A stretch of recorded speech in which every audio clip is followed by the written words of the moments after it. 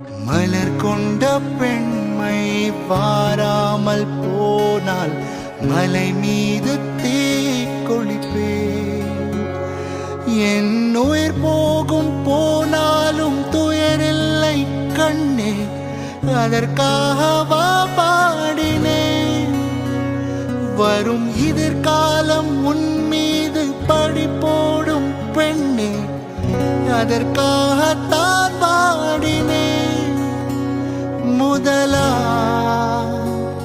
முடிவா